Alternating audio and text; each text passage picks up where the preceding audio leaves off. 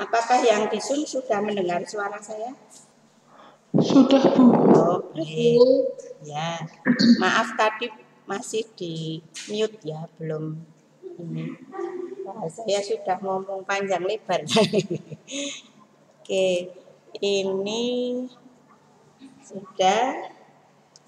Selanjutnya nanti ada rekaman kok. Jadi nanti bisa minta rekamannya untuk yang tadi penjelasan saya tentang RPS dan pengantar di penyajian data. Saya lanjutkan untuk slide berikutnya.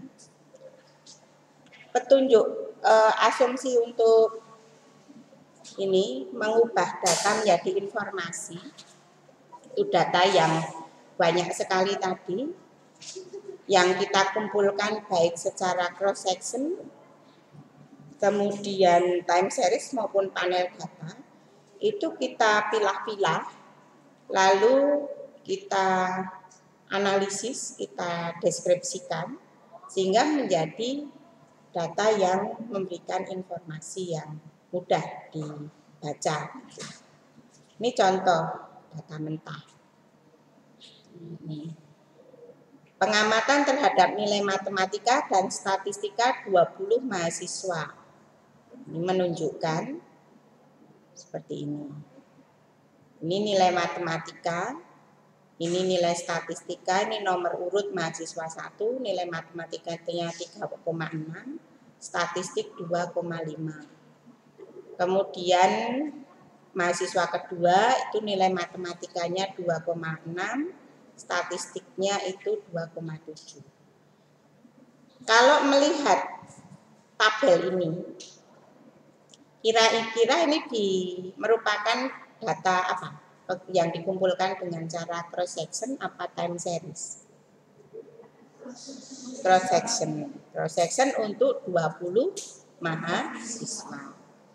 Nah, variabel yang diamati apa? Variabel itu data yang memiliki karakteristik yang sama. Karakteristik yang sama di sini apa? Nilai matematika dan nilai statistika. Jadi yang jadi variabel adalah nilai matematika dan nilai statistika. Datanya adalah ini data.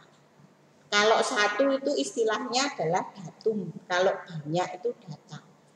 Jadi data itu sebenarnya sudah menunjukkan ukuran yang lebih dari satu. Gitu. Jadi kalau kita menyebutkan sering di percakapan sehari-hari itu ya kita menyebutkan banyak data itu kita bilangnya data-data itu double. Karena data itu sudah banyak. Kalau satu saja ini misalnya sel ini ya variabel matematika untuk responden 1 atau mahasiswa nomor urut 1 itu 3,6. Ini disebut dengan datum. Kalau seluruh angka ini adalah data. Data apa? Data nilai matematika dan data nilai statistika. Nah, seperti ini kan kita susah nih membuat arti. Ini buat apa gitu ya? Kita hanya tahu variabelnya nilai matematika dan nilai statistika. Jumlah mahasiswanya 20. Kan susah ini. Ini namanya data mentah. Nah, ini nanti kita sajikan supaya lebih memudahkan kita dalam membaca data yang ini menyebar seperti ini. Caranya bagaimana? Kita bisa susun dalam bentuk tabel. Ini tabelnya nanti ini kalau ini tabel satuan itu berarti seperti ini ya. Kemudian bisa kita buat frekuensi nanti. Misalnya untuk kita kelompokkan dalam kelas-kelas frekuensi ini paling rendah berapa? Nilai terendah untuk matematika. Tuh, misalnya terendahnya kita cari, kita petani ya. Kalau seperti ini kan susah, tapi kalau kita masukkan ke Excel, kita urut itu akan ketemu. Nilai terendahnya adalah 2,1. Nilai tertingginya adalah 4. Nah, kita buat ring misalnya. Kalau 2,1 kita buat range-nya 2,0 sampai dengan 2,9. Kemudian 3,0 sampai 3,9. Kemudian 4,0 itu ya. Saya seperti itu boleh enggak? Boleh. Atau kita buat ini misalnya kita amati yang paling banyak nilainya berkisar gimana toh? Misalnya kita mau buat 2,0 sampai dengan 2,5, 2,6 sampai dengan 3,0. Boleh kita buat itu. Jadi tergantung anggota di sini.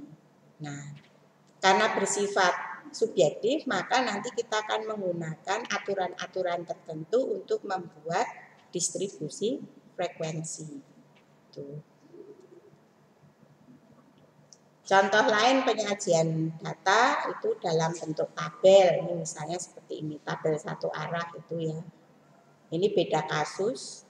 Kalau ini tadi tabel mentah ya, ini ya data mentah. Itu dibuat tabel seperti ini. Ini jenis tabel satu arah. Jadi ini hanya menunjukkan ini provinsinya, jumlah penduduknya berapa. Ini jenis-jenis saja. Kalau dua arah di sini bulan, di sini ada dua variabel tadi. Ini mirip dengan kasus kita yang mahasiswa tadi ya. Mahasiswa dengan variabelnya dua, nilai matematika dan nilai statistika. Kalau ini contoh hotel bintang dan non bintang. Ini contoh-contoh saja. Nah kalau tiga arah itu seperti ini. Ini tahun di sini, kemudian ini kota, ini di sini jenis kelamin. Ini untuk tahun 2019, Kota Tegal itu memiliki rata-rata lama sekolah untuk laki-laki itu berarti ini 8,7 tahun ya. Untuk perempuan 7,82. Untuk Kota Surakarta misalnya kita akan melihat tahun 2018. Berapa rata-rata lama sekolah berdasarkan jenis kelamin pada tahun 2018? 11,09 untuk laki-laki, untuk perempuan 10,01. Itu tabel tiga arah ini contohnya. Jadi kalau dibuat dalam tabel seperti ini kan lebih memudahkan kita mendapat informasi itu ya. Nah, penyajian data itu bisa juga dilakukan dengan grafik. Nah, ini grafik garis namanya. Kalau di Excel nanti saudara tinggal milih mau garisnya putus-putus, mau garisnya lurus, berwarna dan sebagainya. Nanti kita praktek dalam menggunakan Excel. Kemudian bisa juga dalam bentuk grafik batang. Kalau ini disambung, nih ya, ujung puncak-puncak grafik batang ini disambung menjadi yang disebut dengan poligon. Poligon membentuk distribusi. Kalau seperti ini namanya apa? Diagram batang atau histogram. Ini contoh histogram.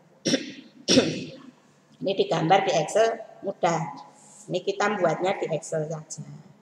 Lalu bisa juga dengan grafik lingkaran atau pie chart. Di sini menunjukkan komposisi. Biasanya kalau kita menggunakan pie chart itu untuk menunjukkan persentase atau komposisi ukuran dan satuan itu ya. Misalnya di sini ini perbandingan luas 6 provinsi di Pulau Jawa dalam kilometer persegi.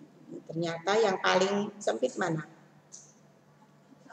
DKI Jakarta. Ini dari kalau kita baca angkanya kan ini 664,01 km persegi. Nah kalau kita lihat dengan diagram lingkaran ini kan ya ini cuman sebagian ini gitu ya. Jadi lebih memudahkan kita. Selanjutnya bisa juga dengan grafik gambar. Ini bisa dengan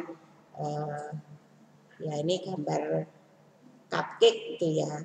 Ini kalau satu ini sama dengan cupcake, berarti pada hari Senin berapa? 30. Ini 6 kali. Ininya cupcake-nya kan ada 5. Nah, kalau hari Selasa berarti ada 15. Tuh. Dan seterusnya. Bisa juga dengan penyajian dalam, nah ini berupa peta. Ini biasanya dipakai untuk pemetaan wilayah gitu ya. Ini seperti ini pemetaan. Ini teknik-teknik penyajian data dengan berbagai macam, bisa dengan tabel, dengan grafik. Grafik tadi juga macam-macam ya, grafik garis, grafik batang, grafik lingkaran, kemudian dengan gambar, bisa juga dengan peta. Itu cara menyajikan. Baik, selanjutnya cara menyusun. Nah, tadi pada saat data nilai statistika dan matematika tadi ya, itu kan masih datanya itu mentah itu menyebar. Nah, bagaimana kita menyusun menjadi sebuah tabel dengan distribusi frekuensi. Nah, ini contoh lain di sini, ini data lariknya itu seperti ini. Kita punya larik data rata-rata persediaan 20 toko serba ada. Nah, ini bisa dibaca ke sana ke baris, bisa dibaca menurun kolom. Karena di sini tidak ada nomor urutnya. Bisa kita baca menyamping, bisa menurun gitu ya. Nah, ini kita susun dalam distribusi frekuensi. Misalnya di sini 0 sampai 2,0 sampai dengan 2,5. Ini frekuensi yang diobservasi ada 1. 2,6 sampai dengan 3,1 ini ada 0, tidak ada anggotanya kalau 0 itu. 3,2 sampai 3,7 itu ada 2. Nah, pertanyaannya, kok dapat angka? Ini namanya kelas ya. Ini kelas, kelompok kelas. Kelas 2,0 sampai dengan 2,5. Ini namanya kelas. Ini namanya nilai minimum. Ini nilai maksimum untuk kelas atau baris pertama ini. Jadi nilai minimum kelas. Ini nilai maksimum kelas. Kalau minimum saja berapa? Dari data ini. Nilai minimum saja berarti 2. Nilai maksimumnya berapa? 5,5. Jadi kalau minimum kita menyebut angka minimum saja, tidak pakai kelas, itu berarti angka terkecil pada objek yang diamati. Nilai maksimum itu nilai terbesar pada objek yang diamati, kelompok data yang diamati. Nah, di setiap kelas itu tadi juga ada nilai minimum kelas. Batasnya nanti ada istilah batas bawah, batas atas. Batas bawah itu biasanya ini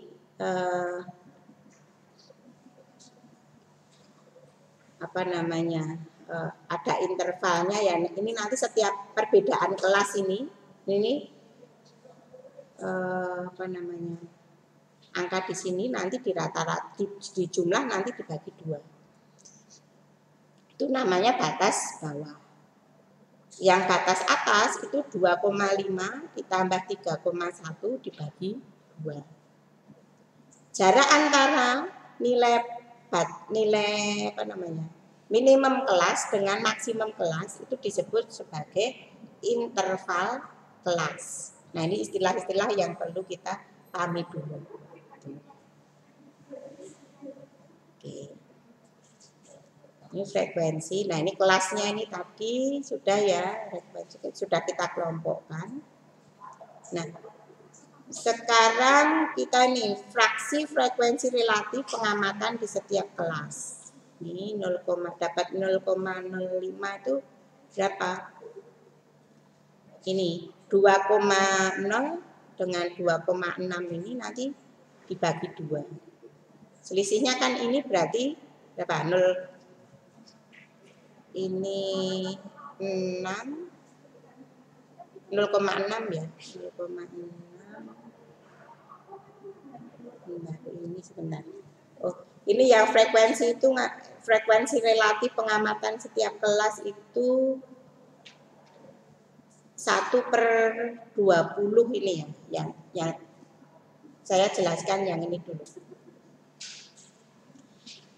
Ini kita mengelompokkan ke dalam interval kelasnya itu 1, 2, 3, 4, 5, 6. Jadi data lare ini yang contoh ini ya, tabel 1, 3, data lare sebanyak 20 toko itu kita kelompokkan ke dalam 1, 2, 3, 4, 5, 6 kelas. Kita kelompokkan ke dalam 6 kelas. Dengan nilai minimum 2, nilai maksimumnya 5,5. Kemudian yang tabel 1.4 itu kita membuat ke dalam 12 kelas. 12 ya, 1, 2, 3, 4, 5, 6. Di sini juga 6. Berarti ada 12. Kalau 6 kelas tadi intervalnya adalah nih 2,0 sampai dengan 2,5. Tapi kalau 12 kelas itu 2,0 sampai dengan 2,2. Jadi semakin banyak kelasnya maka intervalnya itu semakin sempit atau lebar, semakin sempit. Kalau jumlah kelasnya sedikit maka intervalnya semakin lebar. Ya.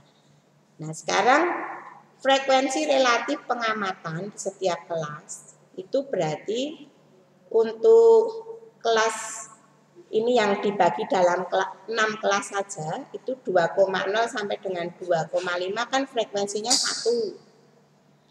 Relatif pengamatannya berapa? 1 dari 20 berarti 0,05. Kalau ini 0 dari 20 ya 0. 2 dari 20 0,10. 8 dari 20 0,4. 5 dari 20 0,25 dan seterusnya. Itu ya. Untuk distribusi frekuensi kumulatif kurang dari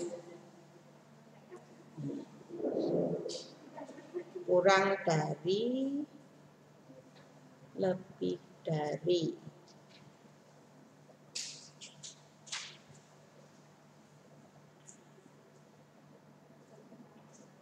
Ini kebalik ini sebentar ya. Ini yang kurang dari itu 20 sampai dengan 25. Jadi yang berapa yang muncul, frekuensi yang muncul untuk 2,0 sampai dengan 2,5. Di sini frekuensinya 1. Berarti frekuensi kumulatif kurang dari itu nilainya ini 1 ya. Ini kalau di sini 0 berarti 0 ditambah 1. Ini ditambahkan saja. Ini 2. Ini berarti ditambah frekuensi kumulatif sebelumnya. Nih, angka 1 ini ditambahkan di sini. Ini jumlahnya 3. Di sini frekuensinya 8 ditambah 3 berarti 11. Di sini 5 ditambah 11, 16. 4 ditambah 16 berarti 20. Nih. Kalau lebih dari, di sini 1 tadi, frekuensinya 1. Nah, ini ngitungnya boleh dari bawah. Kalau ini dari atas. Ini 4, berarti ini 5 ditambah 4. Ini 8 ditambah, ini hasilnya tadi 9 ya, ditambahkan ini. Jadi kalau lebih dari, kita ngitungnya dari bawah. Kalau kurang dari atas. Ini frekuensi relatif tadi kita sudah hitung. Kemudian frekuensi kumulatif kurang dari, nah seperti ini tadi ngitungnya. Dari atas, ini dari bawah. Itu ya. Kemudian tabel distribusi frekuensi merupakan susunan data dalam sebuah tabel yang telah diklasifikasi menurut kelas-kelas atau kategori tertentu. Menurut pembagian kelasnya dibedakan menjadi distribusi frekuensi kualitatif dan distribusi frekuensi kuantitatif. Distribusi frekuensi kualitatif berdasarkan kategori tertentu dan sering digunakan untuk data berkala. Data berskala ukur nominal. Nominal itu berarti hanya bisa dikelompok-kelompokkan. Tidak bisa diperlakukan secara matematik. Tidak bisa dijumlah, dikurangi, dikalikan, dibagi, itu tidak bisa. Distribusi frekuensi kuantitatif berdasarkan kategori dibedakan menjadi distribusi frekuensi kuantitatif kategori data tunggal dan kategori data berkelompok. Untuk membangun distribusi frekuensi, kita perlu menyusun langkah-langkah. Yang pertama, tentukan jenis dan jumlah kelas untuk membagi data. Jenis dan jumlah ya. Kita tadi contohnya kan ada 6, ada 12. Kita mau menentukan jumlah kelasnya mau berapa. Tentukan dulu jenis dan jumlah kelasnya. Jumlah kelas tergantung jumlah anggota data dan range data yang dikumpulkan. Kalau data kita tadi yang paling kecil kan 2,0, paling besar 5,5. Berarti range-nya berapa? 5,5 dikurangi 2,0. Apa itu? 3,5. Sebagai aturan itu menggunakan kurang dari 6 atau lebih dari 15 kelas. Untuk menggunakan kalau kita menggunakan rumus 1 plus ini rumusnya K sama dengan 1 plus 3,3 log N dengan K banyaknya kelas, N banyaknya data. Hasilnya dibulatkan biasanya ke atas. Karena kita ingin membuat interval kelas memiliki ukuran yang sama, jumlah kelas menentukan lebar kelas. Rumus lebar kelas itu adalah nilai unit berikutnya setelah nilai terbesar dalam data dikurangi nilai terkecil dalam data dibagi dengan jumlah total interval kelas. Lalu urutkan poin data ke dalam kelas dan hitung jumlah poin setiap kelas. Berikutnya ini contoh membangun distribusi frekuensi. Ini tadi kita punya yang terkecil 2,0, yang terbesar 5,5. Tadi kita disuruh mencari nilai terbesar setelah nilai terbesar berikutnya, setelah nilai terbesar. Kalimatnya gimana? Jadi kita cari nilai terbesar 5,5 tadi.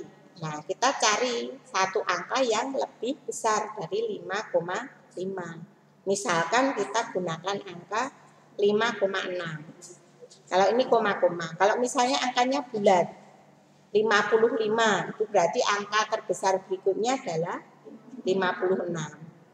Itu ya. Ini 56. Ini kita pakai sebagai 5,6 ini ya, dikurangi dengan nilai terkecil tadi dibagi dengan jumlah total interval kelas. Misalnya kita pakai angka 6. Tadi kan menurut ahli statistik itu pada umumnya kan paling kecil 6 gitu ya. Yang gampang saja kita bagi 6 sampai dengan 15 atau kita bagi 15 juga boleh. 6 sampai 15, 12 boleh enggak? Boleh. 10 boleh enggak? Boleh. 7 boleh enggak? Boleh. Di antara 6 sampai dengan 15. Nah, misalkan kita bagi 6, maka lebar kelasnya adalah 3,6.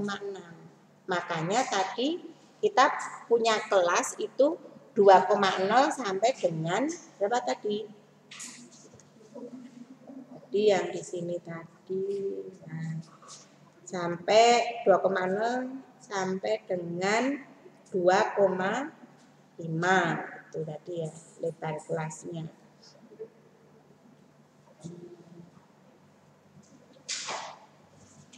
Tadi hasilnya bentar.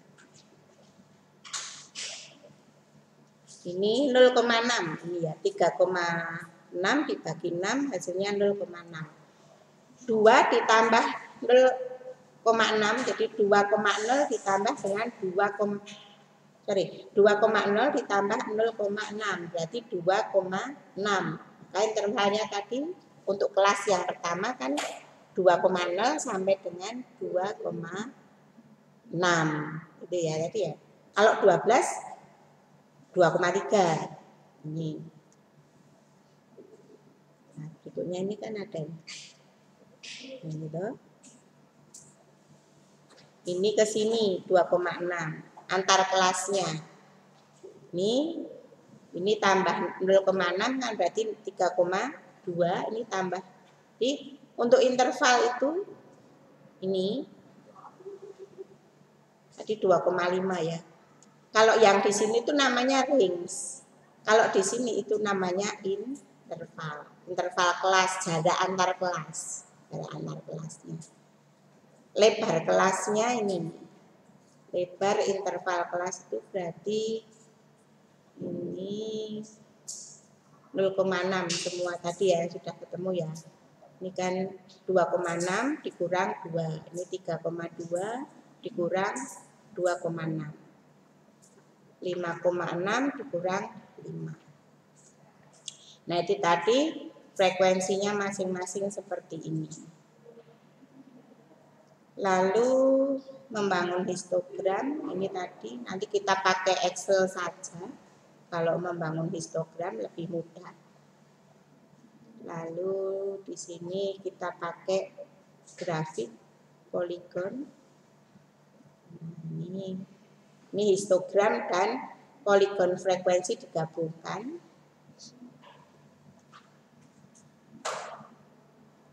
Untuk OGIF itu yang tadi nilai kurang dari dan nilai lebih dari. Tadi hasilnya ini. Ini kalau kita pakai Excel itu langsung nanti ketemu. Menyiapkan data OGIF kalau secara manual seperti ini kurang dari, ini lebih dari, nanti digabungkan. Diagram lingkaran. Nah, ini tadi ini ya. Masih ada waktu enggak ya untuk nyoba? Ini sudah 11.39. Untuk nyoba di Excel-nya ya.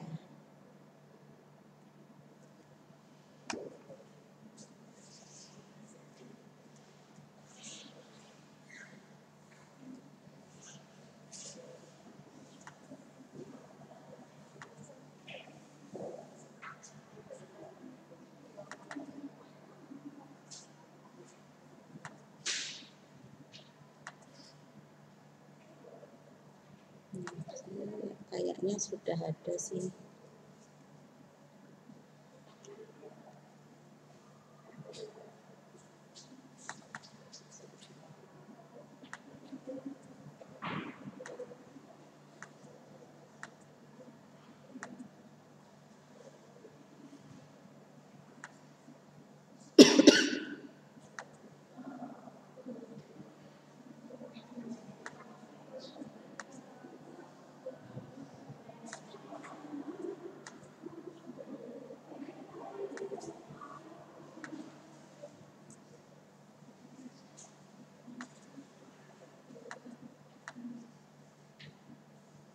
Ya.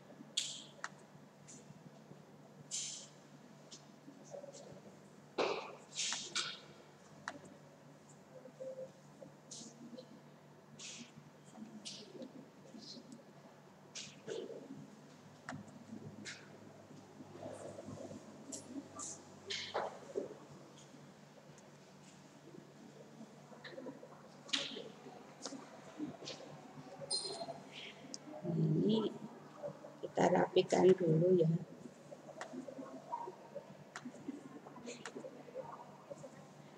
Ini data yang dari PowerPoint langsung saya buat seperti ini, berantakan jadinya.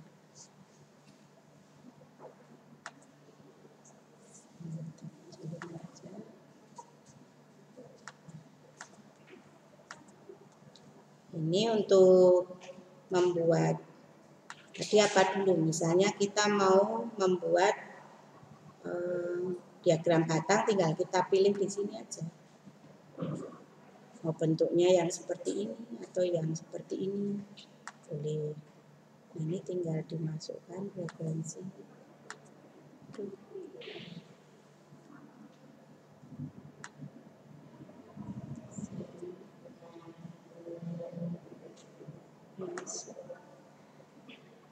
Jadi seperti apa ya kalau sini ya?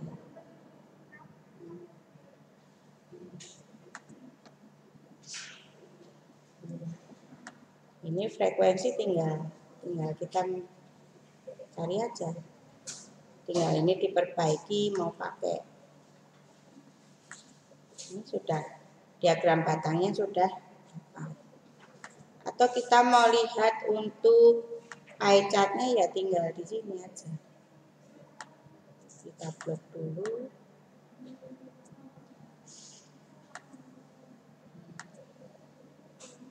Nah ini untuk sudah jadi penyajian data. Jadi untuk warna kuning itu warnanya kurang gede ya. Nah, kalau mata saya sudah harus minceng. Nah ini yang warna kuning itu adalah kelas 3,8 sampai dengan 4,3. Ini nanti kalau kita mau munculkan persen ya nanti tinggal dimunculkan persentasenya, tinggal gambarnya ini. Kalau pakai Excel tinggal ngeklik saja. Udah ketemu.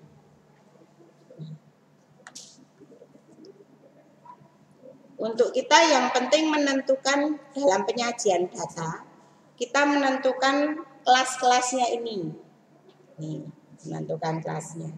Kalau untuk gambar, penyajian dalam bentuk gambar, kita serahkan pakai Excel. Karena sudah ada alat, saudara pakai Excel di HP saja kan bisa tuh. Nah, kita manfaatkan teknologi. Baik, itu untuk penyajian data ya. Jadi yang penting dalam penyajian data ini rumusnya kita kecilkan biar muat. Lebar kelas itu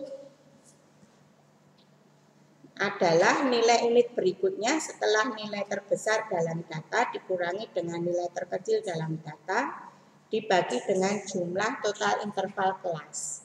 Jumlah total interval kelas itu nanti ya kita tentukan 6 sampai 12 tadi.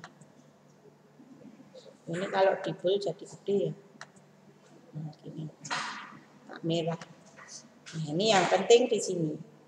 untuk menyajikan data dari data larik menjadi data distribusi frekuensi. Poin pentingnya saudara pelajari di sini. Saudara pegang ini, saudara tinggal buat di Excel itu jadi. Pasti betul, nggak akan salah. Jadi kalau ngitung manual itu seringkali salah. Tapi kalau kita hitung pakai Excel itu pasti betul, dan yang penting kita menentukan nilainya di sini. Oke. Ada pertanyaan sampai di sini untuk materi 1? Nah, kita waktunya tinggal 45 menit. Saya akan bagikan untuk materi kedua. Oke, sampai di sini sambil saya menyiapkan, mungkin ada saudara yang mau bertanya, yang di kelas, yang di Zoom.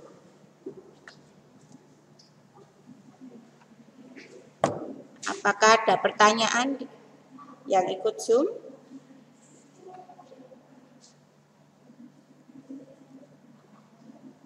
Ya.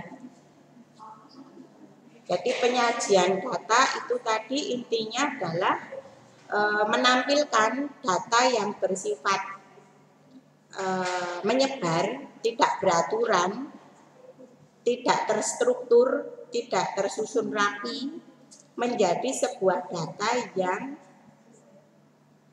menarik dan memberikan informasi yang mudah dibaca. Dalam bentuk apa? Bisa dalam bentuk tabel, bisa dalam bentuk gambar, bisa dalam bentuk distribusi tadi ya, grafik, peta dan sebagainya. Nah, kalau menampilkan gambar-gambar grafik itu kita bisa bantuan Excel, atau kita bisa pakai software statistik yang lain juga bisa itu ya. Itu nanti saudara ada praktek statistika juga ya. Ada mata kuliah praktik analisis statistik. Belum, tapi kan ada di kurikulum sepertinya ada. Nah, itu saudara akan belajar menggunakan SPSS kalau nggak salah. Nah, itu bisa untuk menyajikan data juga. Tapi kalau belum belajar, paling tidak Excel bisa membantu kita.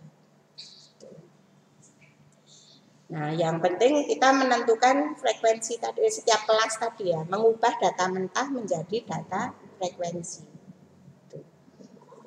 Nah, sekarang ukuran pemusatan data. Ukuran pemusatan data ini merupakan ukuran, namanya pemusatan. Pemusatan itu berarti data yang nyebar itu dicari nilai tengah-tengahnya itu ya, apa namanya? Ya pusat, inti pusat data. Apa saja yang menjadi pusat data itu ada rata-rata, modus, median, persentil, kuartil, persentil, desil itu ya. Itu termasuk ukuran pemusatan data. Yang termasuk ukuran pemusatan data. Rata-rata itu menunjukkan jumlah dari seluruh data dibagi banyaknya data. Rumusnya ini untuk populasi yang gambar gede tadi ya, yang gambar lingkaran dalamnya ada gambar orang tadi yang gede itu populasi, itu simbolnya adalah mu untuk rata-rata. Untuk sampel itu simbolnya X bar, X kecil bukan X besar. X kecil atasnya ada garis itu dibaca X bar. Nah, kalau kita melihat kode rata-rata mu berarti data yang dianalisis adalah data populasi. Kalau kodenya adalah X bar, maka data yang dianalisis adalah data sampel. Rumusnya di sini sama, X1 plus X2, ini titik-titik itu maksudnya ya dan seterusnya itu ya, sampai Xn. Ya tergantung jumlah populasi itu berapa. Misalnya kalau populasi terbatas itu N-nya di sini diketahui.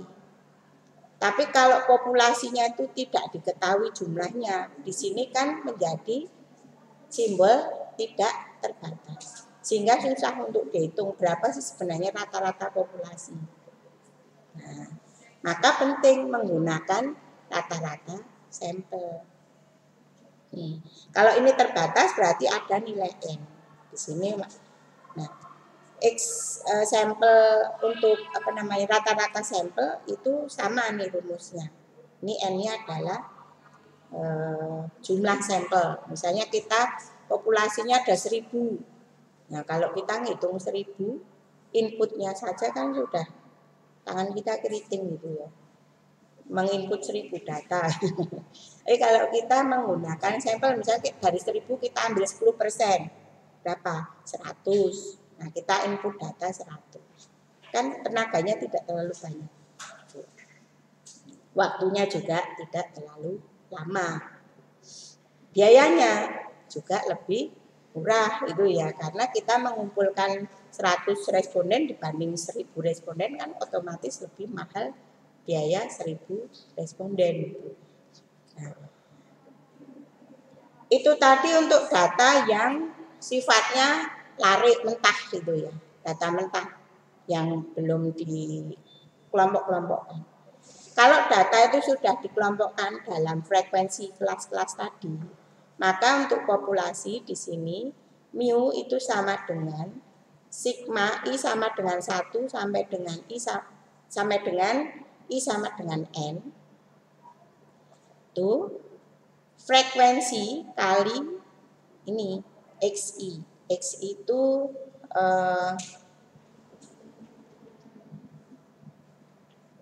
ini frekuensinya, xi-nya nanti adalah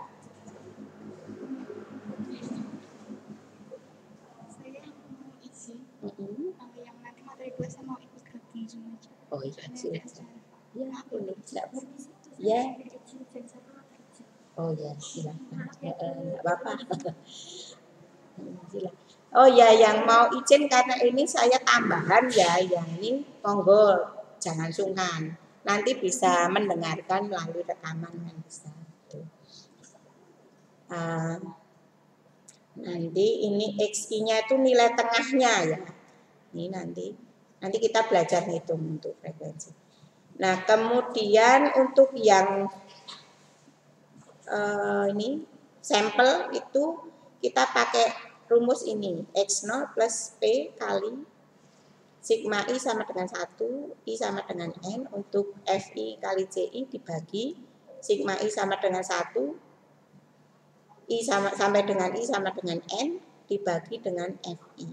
Nah, di sini x0 itu nilai tengah kelas yang memakai kode 0, pengkodeannya mulai dari 0, P itu adalah lebar kelas interval. Kalau rumus ini bingung, kita langsung pakai angka. Untuk contoh data larik, ini data larik mentah ya kita masukkan di sini. Ketemu 87 itu kita menjumlah 2,0 ditambah 3,8 ditambah 4,1 ditambah 4,7 dan seterusnya. Kita cek ya, apa benar 87,2.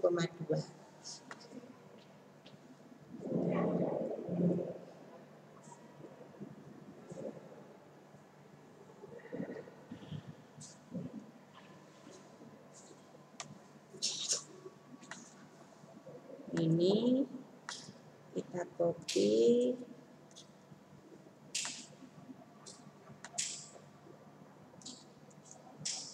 Ini kita sigma saja.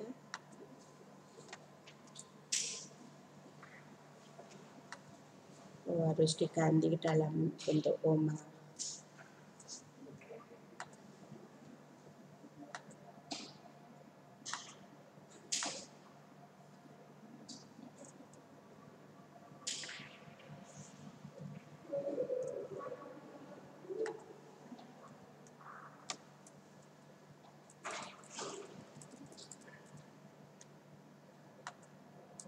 Ini kelihatan ya? Kelihatan ya? Ini ganti titik koma di Excel bisa enggak ya?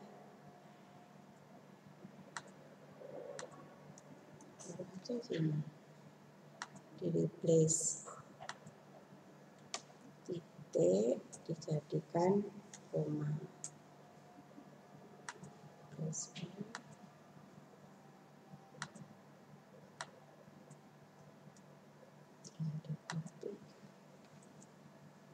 taruh lagi sini. Coba suruh ngitung mau nggak? Oh bisa. Tinggal tarik saja, terus di copy. Betul ya, 87,2 ya. 87,2 dibagi anggotanya berapa? 20, hasilnya 4,36. Cek. Ini sama dengan dibagi 20. 4, nah, kalau datanya dalam bentuk frekuensi, nah caranya gini. Tadi angka dalam kelas itu frekuensinya ini kan, ini data ya yang sudah diketahui 2 kolom ini. Nah sekarang kita nyari nilai tengah. Nilai tengah ini dapat 2,25 dari mana? Ini 2,0 ditambah 2,5 dibagi 2. Nilai tengahnya ini. Cek ya. Sama dengan 2,0 ditambah 2,5. Oh ini titik. 2,0 ditambah 2,5. Sama dengan rupa.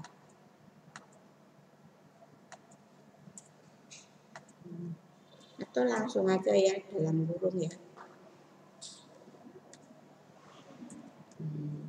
Lalu dibagi 2. Misalnya ini 2,25. Nah ini kalau ini berarti 2,6 ditambah 3,1 dibagi 2.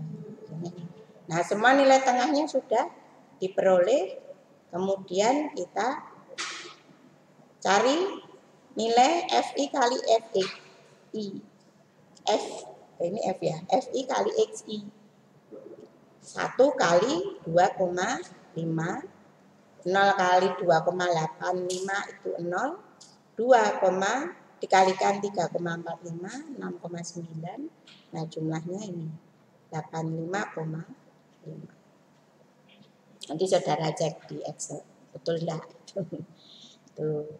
Nah, setelah kita peroleh nilai jumlah dari FIXI ini 8,5 dibagi dengan jumlah frekuensi FI 20, hasilnya 4,29. Beda enggak angka ini dengan yang sebelumnya? Yang sebelumnya tadi rata-ratanya berapa? 3,36. Sedangkan 4 yang menggunakan distribusi frekuensi hasilnya 4,29. Angkanya secara matematika berbeda. Nanti kita uji apakah angka 4,36 itu berbeda dengan 4,29. Itu nanti kita ketemunya di statistika induktif. Di pengujian rata-rata itu ya. Pengujian rata-rata. Nah, untuk sementara di sini ukuran pemusatan data kita terima dulu bahwa menghitung rata-rata data larik yang sama dengan data frekuensi ternyata hasil nilai rata-ratanya akan berbeda. Nah, untuk yang kelasnya semakin banyak, ini kelasnya ada 12 ya. 1, 2, 3, 4, 5, 6, 7, 8, 9, 10, 11, 12. Ternyata nilainya 4,35. Ini mendekati data larik. Data larik tadi 4,36. Kalau kita menyusun distribusi frekuensi dengan kelas yang semakin banyak, itu maka hasil nilai rata-ratanya mendekati data larik gitu. Nanti saudara cek pakai Excel, benar enggak? Nah, berikutnya menghitung rata-rata dengan coding. Kita membuat coding itu ya, kita membuat angka 0, 1, 2 tuh. Ini angka 0 sebagai titik ya, angka tolaknya ya, angka tolaknya itu kita ambil pada frekuensi yang terbesar. Di sini 8 yang terbesar. Itu kita kasih 0. Berikutnya minus 1, minus 2, minus 3. Di bawah frekuensi terbesar itu positif 1, positif 2. Di bawah itu maksudnya baris di bawahnya ya. Baris di bawahnya, bukan di bawah frekuensi. Angkanya bukan angka ini, tapi barisnya. Ini codingnya. Ini nilai tengahnya tadi. Nah, sekarang frekuensi dikalikan dengan coding ini ya, VICI itu kita dapatkan angka, ini bukan XI ya, tapi CI. Ini sama dengan 8. Nah, kemudian di sini X0 ditambah dengan P. P-nya tadi apa? Lebar kelas ya. Terus dikalikan dengan sigma I sama dengan 1 sampai I sama dengan N untuk VICI. Ini tadi 8 ya. Ini frekuensinya 20. Lah angka 4,0 dapatnya dari mana? 4,05.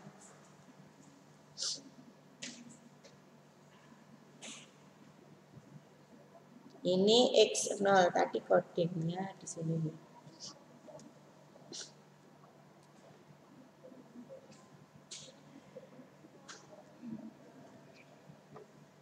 Nilai tengah kelas yang memakai kode 0.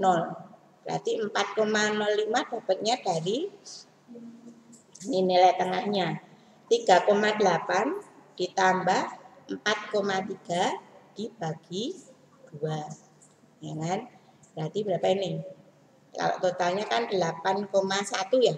8,1 dibagi 2. Berarti 4,05.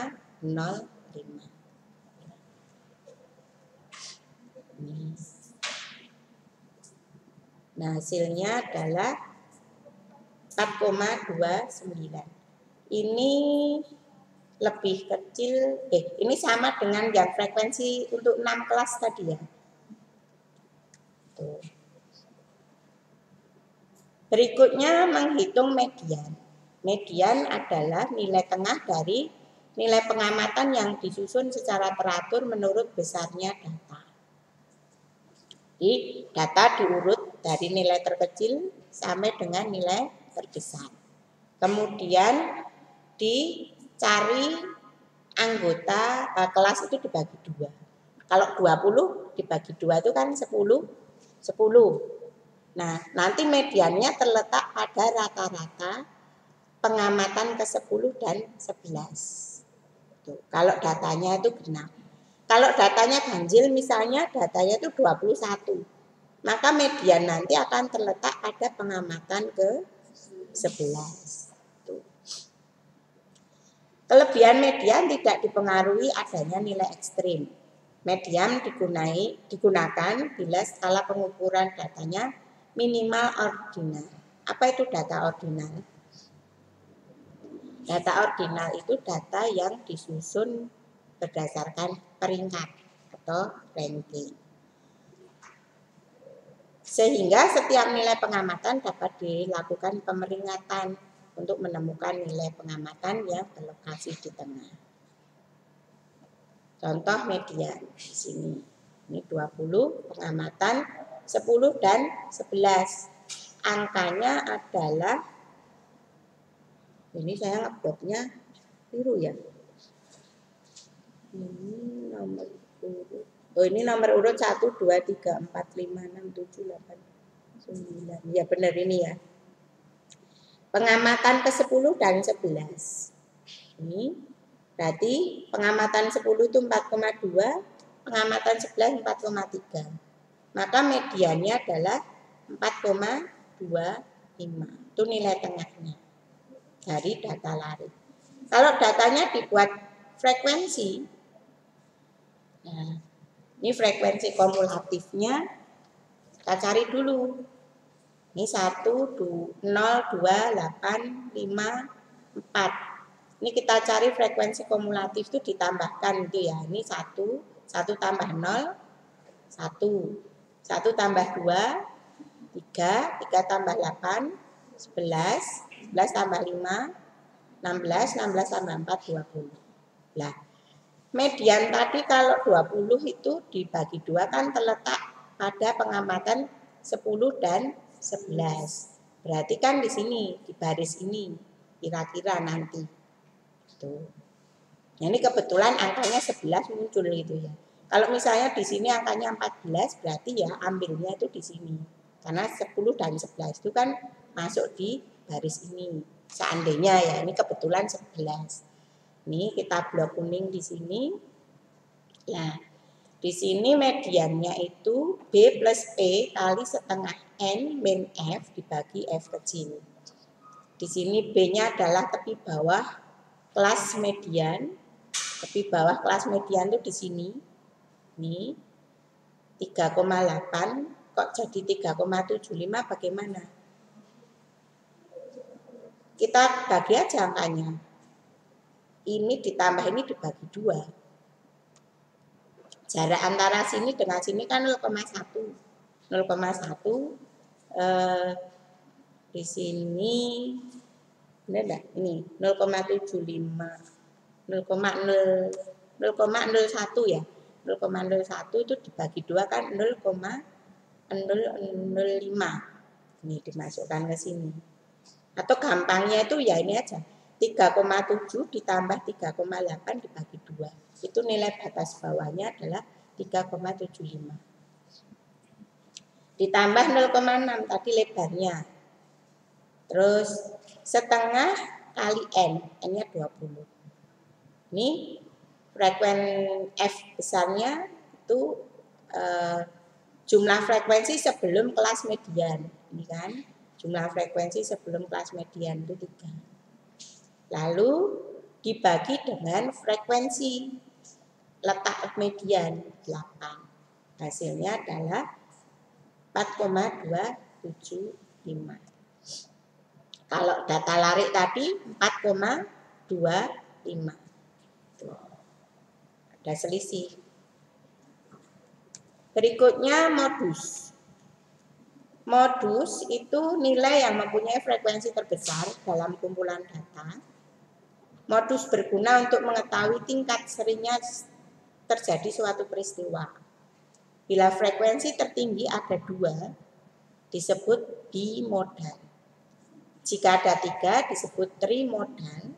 Kalau ada banyak, disebut multimodal.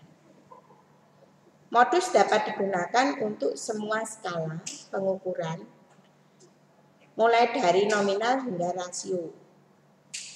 Apa saja pengukuran skala pengukuran? Ada data yang pertama itu nominal ya, data nominal yang hanya bisa dikelompok-kelompokkan. Data rasio tadi yang ordinal dulu ya, kalau rasio itu tertinggi. Nominal, ordinal itu data ranking. Berikutnya data interval. Data interval itu contohnya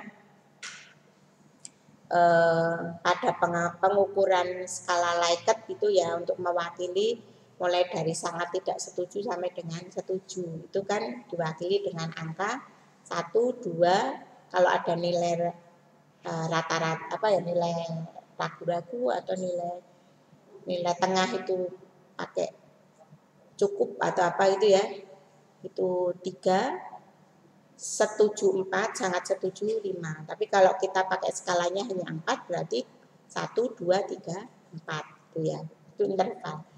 Nah,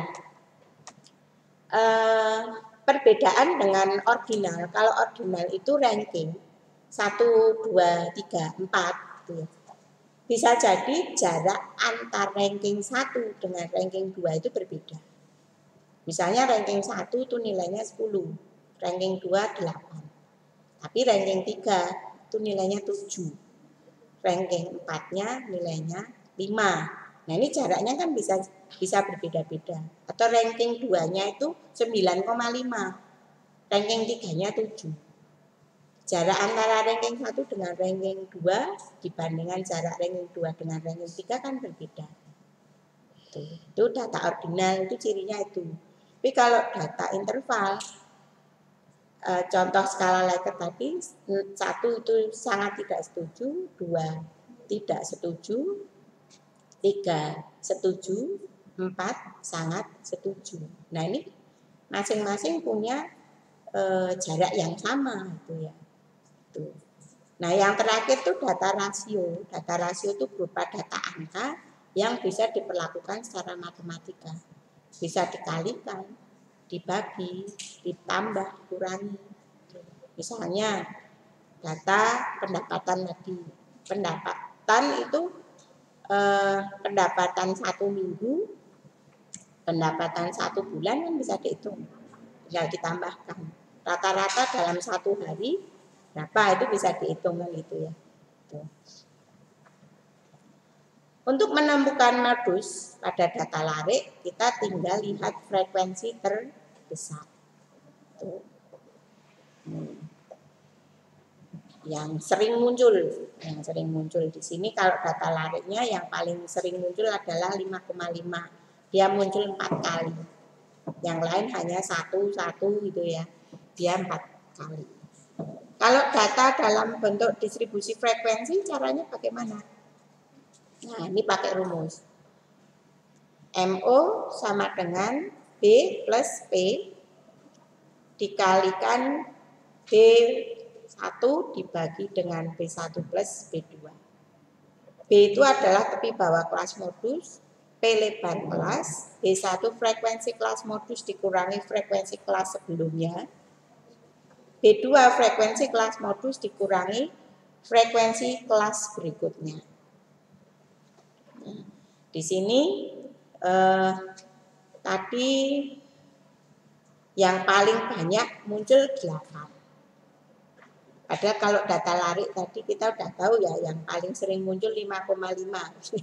Kalau data frekuensi di sini frekuensi yang paling banyak itu adalah kelas 3,8 sampai dengan 4,3 karena frekuensinya muncul 8. Nah, ini letak di sini. Ini tadi batas bawahnya 3,75 ditambah P-nya lebar kelas tadi 0,6.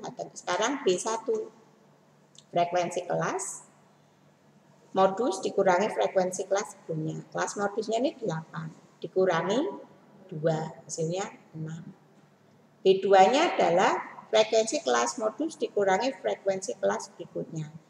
8 dikurang 5 3. Sini B1 plus B2 berarti 6 plus 3. Hasilnya adalah 3,75 ditambah ini 6/9 toh ya. 6/9 itu berarti kan 0,75 kali 6. Benar ini. Ini tak ngitungnya. 6 dibagi 9. 0,75. Coba cek hitung ya. 6/9. Oh, 6,6. 6/9 0, berarti 2/3 ya. Sama dengan ini dikalikan 0,6. Ya benar 0,4. Ya ini tadi saya bayangan saya 0,75. 6/9 kan berarti 2/3. 0,67 kali 0,6. Hasilnya berarti modusnya adalah 4,15. Hubungan rata-rata, median, dan modus. Bila rata-rata sama dengan median, sama dengan modus, maka nilai rata-rata, nilai median, dan nilai modus terletak pada satu titik dari suatu distribusi frekuensi. Dan kurva atau data tersebut berbentuk simetris.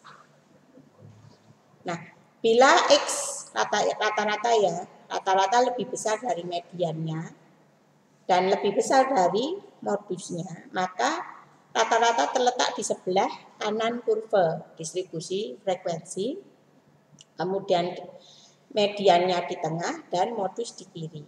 Maka data tersebut berbentuk tidak simetris, menceng ke sebelah kanan. Kalau rata-rata lebih kecil dari median dan mediannya lebih kecil dari mode, maka kurvanya nanti akan menceng ke sebelah kiri. Nah, kalau digambar seperti ini.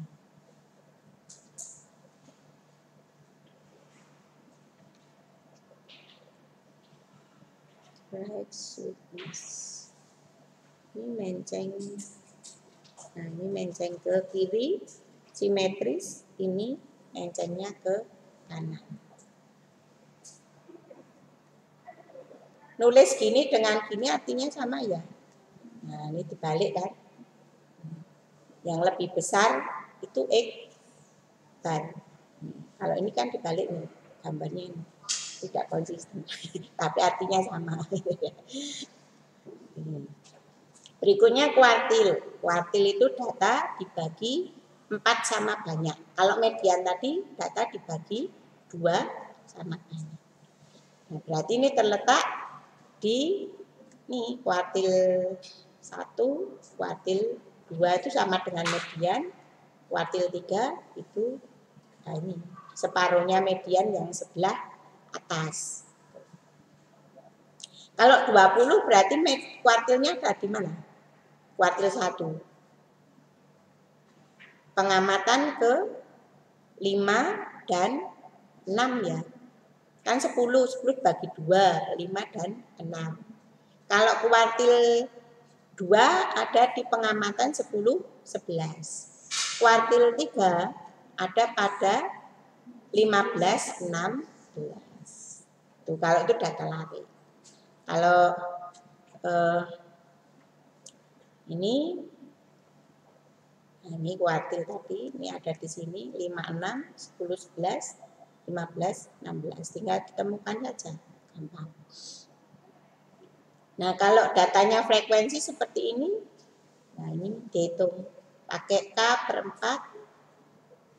dikalikan N dikurangi C FB dibagi frekuensi untuk I. Ini masing-masing sudah diketahui ya.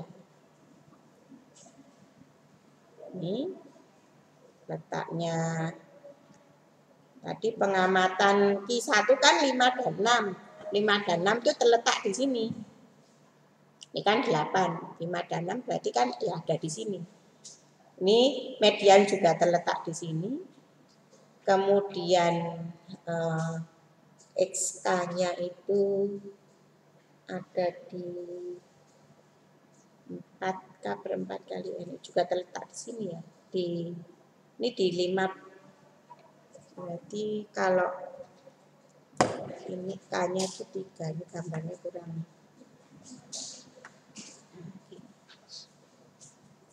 Ini yang 3. 15 itu kan berada di sini. Ini kalau untuk desil itu dibagi 10 bagian. Untuk letak desil data larik K kali N plus 1 dibagi 10. Tinggal kita mau desil ke berapa, misalnya desil ke sampai 9 ya. Desil, kalau persentil itu 100. Ini sampai 9 ya. Kemudian ini kalau data frekuensi tinggal kita masukkan, kita mau cari desil ke berapa, deka di sini. Yang terakhir persentil. Kalau persentil itu data dibagi 100 bagian. Namanya persen.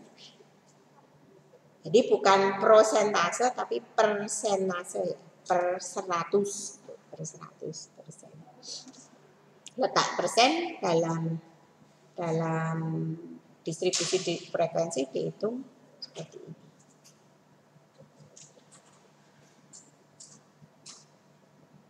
Ini sampai 99.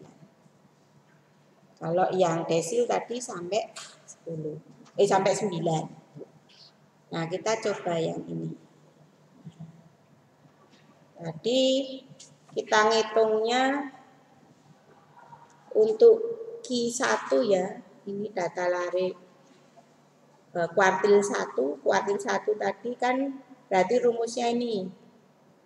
Kuartil 1. B1-nya berapa? Atas bawahnya ini tadi. 3,75 ditambah I interval kelas 0,6 tadi ya. Dikalikan 1/4 kali 20 dikalikan dengan jumlah frekuensi sebelum kelas yang mengandung K, berarti dikurangi dengan 2 ini ya.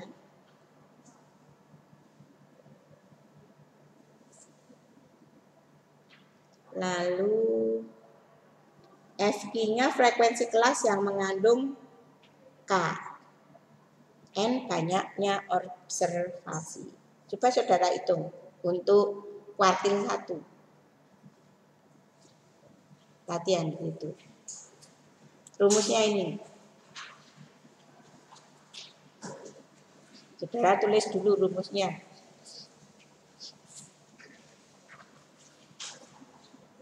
Yang di Zoom bisa sambil latihan ya. Saudara tulis dulu rumusnya.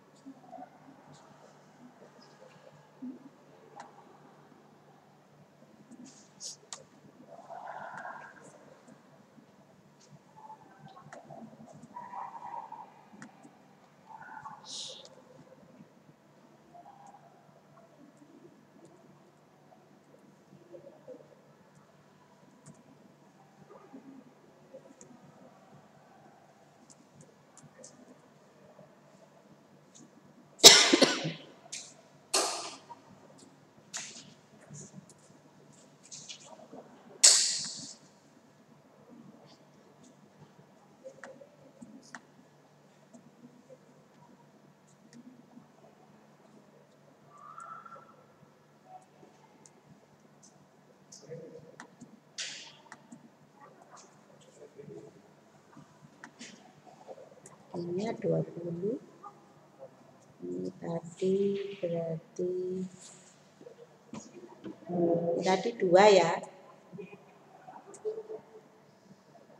Frekuensi kelas yang mengandung ini tadi berarti frekuensinya berapa tadi? 8 nah. Saudara hitung hasilnya berapa? 3,75 ditambah 0,6 kali ini 5 1/4 kali 20 kan berarti 5 ya. 5 dikurangi 2 3 per 8. Hasilnya dikalikan 0,6 ditambah ini.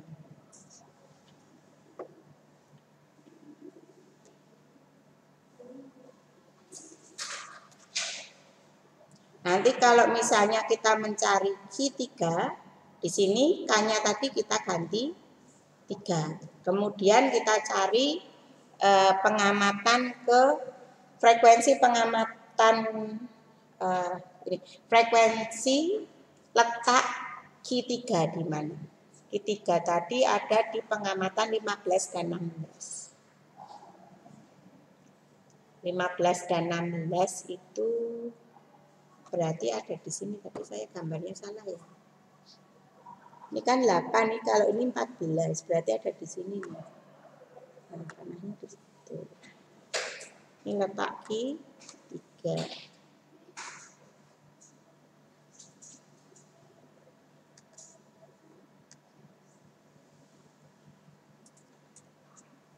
Nah, kalau Q3 ada di sini nanti.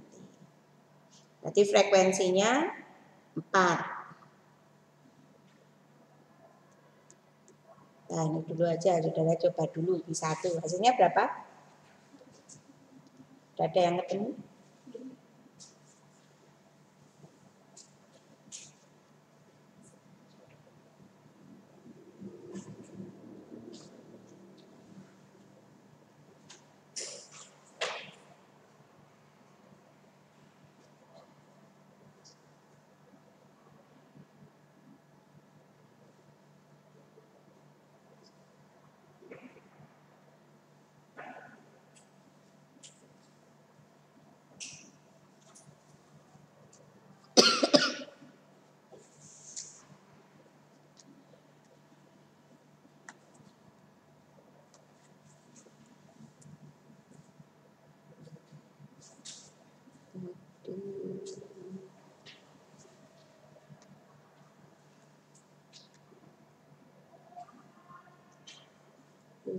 Tiga per 8 ya.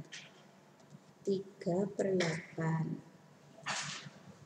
sama dengan ini dikali 0,6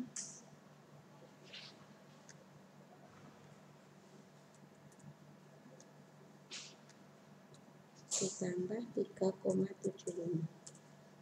Loh kok 6?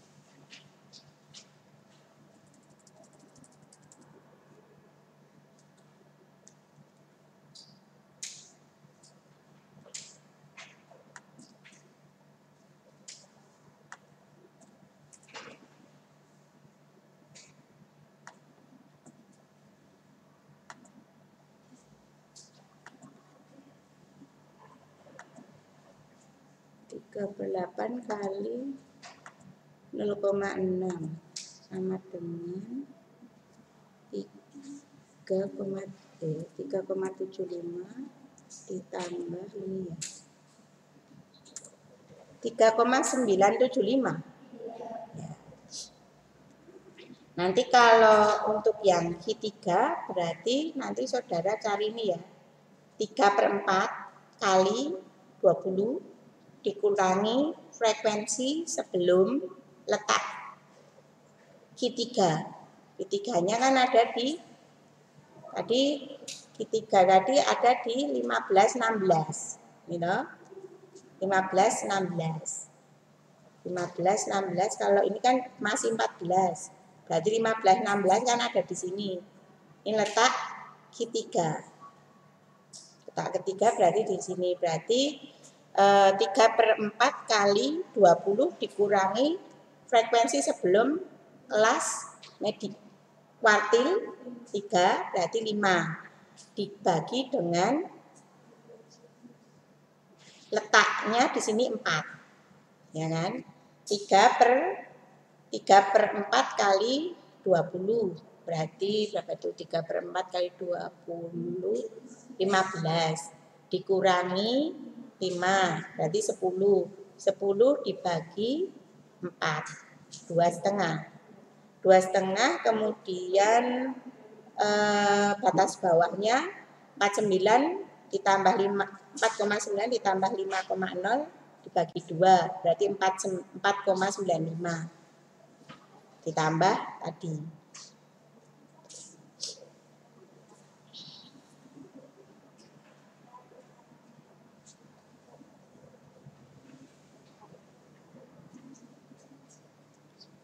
Per 2,5.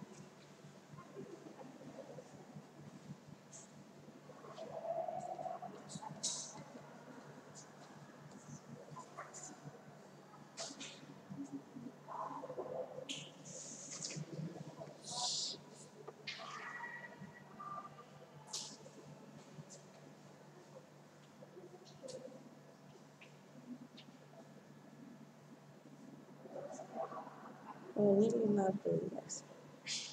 Ini 15. 15 dikurangi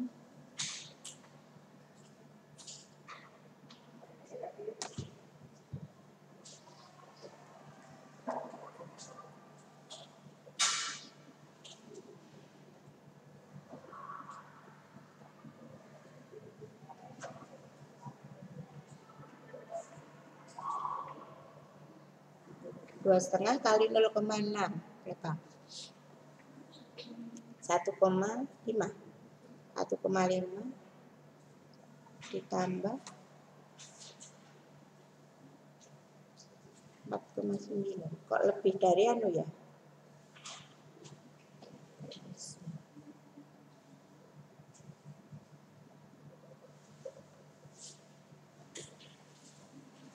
Ini 15 ini cukup ya. Ini 13 tambah 5 berarti 13.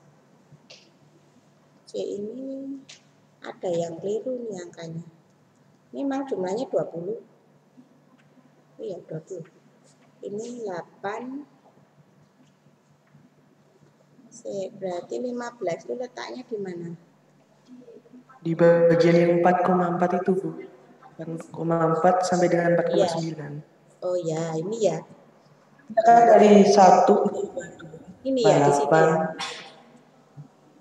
Ini kan totalnya berarti ini 11.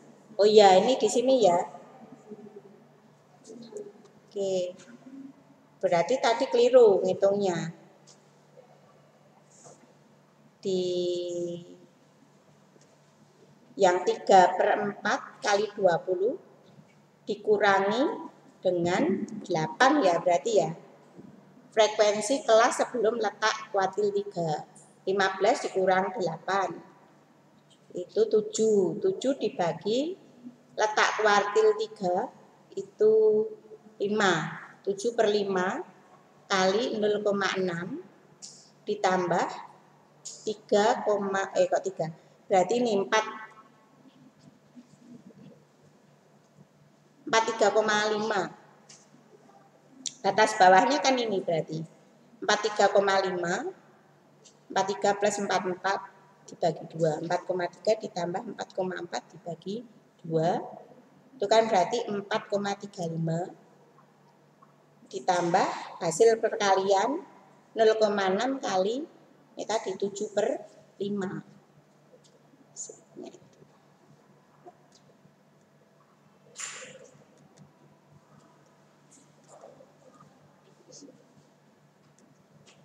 Oke, itu yang terakhir ya.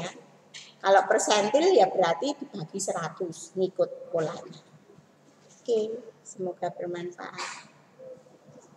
pas lebih 5 menit. Oke, terima kasih untuk pertemuan siang hari ini. Cukup panjang, 2 jam sekalian. Hari ini kita belajar tentang penyajian data dan ukuran pemusatan. Sampai jumpa lagi 2 minggu yang akan datang. Terima kasih.